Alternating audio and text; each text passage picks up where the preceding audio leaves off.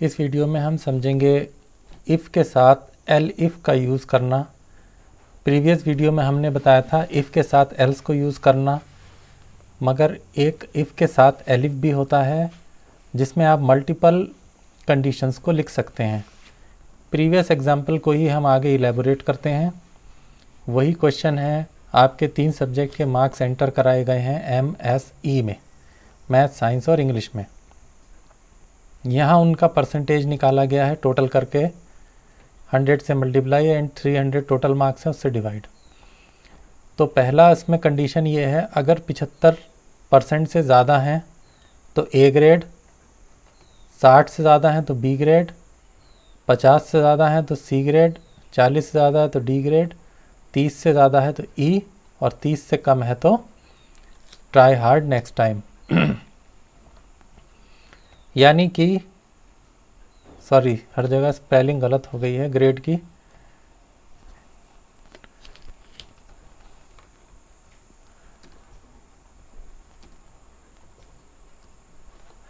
तो अगर किसी के परसेंटेज 65 आते हैं तो आप खुद ही अंदाज़ा लगा सकते हैं वो कहाँ पर आएगा। 65 इज़ नॉट ग्रेटर देन और इक्वल टू 75, तो अगली कंडीशन में जाएगा। 65 इज़ ग्रेटर देन 60, यहाँ पर बी ग्रेड आ जाएगा।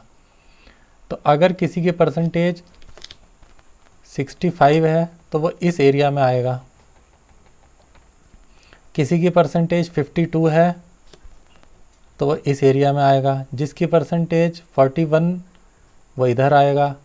जिसकी परसेंटेज 30 या उससे ऊपर वो यहाँ जाएगा, और जिनकी 30 से भी कम वो एल्स में जाएगा।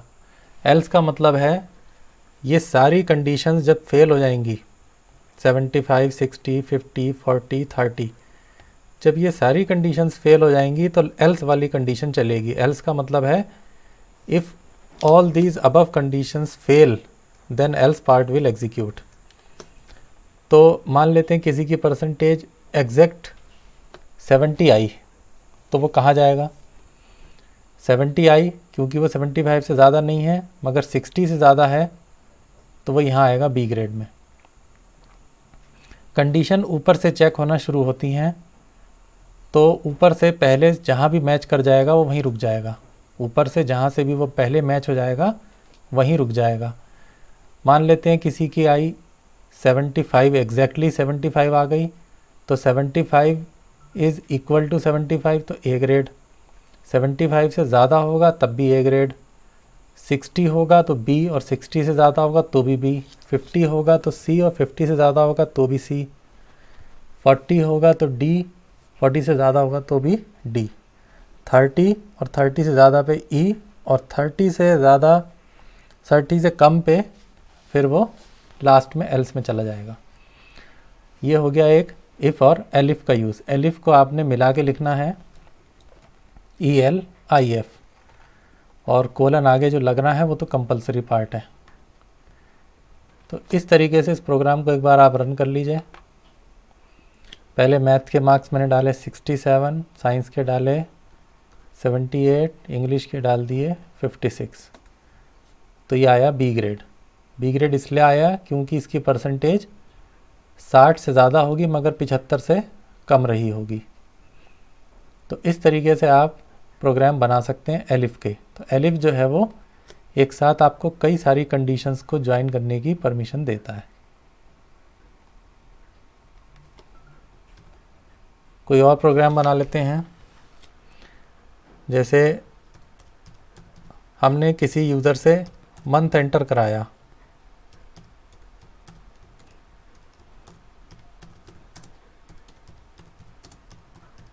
और हमें ये बताना है उस मंथ में कितने डेज़ हैं। तो इफ़ मंथ इक्वल टू 1, जब इक्वल हम कंपेयर करते हैं तो डबल इक्वल लगाते हैं। इफ़ मंथ इक्वल टू 1 तो हम क्या चाहते हैं प्रिंट करना, 31 डेज़। ये हो गया हमारा जनवरी। एलिफ मंथ इक्वल टू 2 तो दूसरा मंथ कौन सा होता है, फरवरी। Print 28 days. इस तरीके से एलिफ मंथ इक्वल टू 3, तो क्या होगा, थर्ड मंथ होता है हमारा मार्च, 31 डेज़। तो इस तरीके से आप प्रोग्रामिंग कर सकते हैं। तो इफ़ और एलिफ लगाते जाइए और आप अपने इसी को आप कॉपी पेस्ट कर करके आगे तक बढ़ा सकते हैं।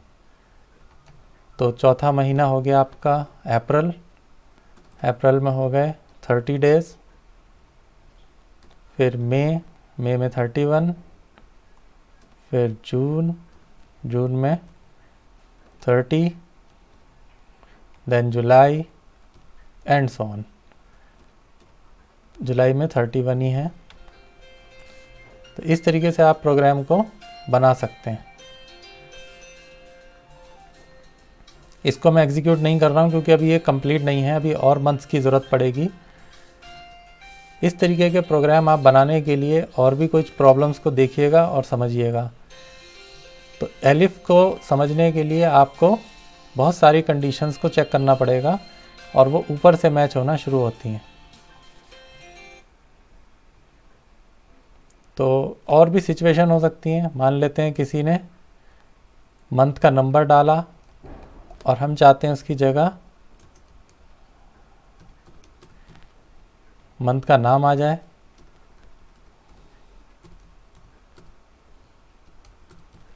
ऐसा भी क्वेश्चन बना सकते हैं।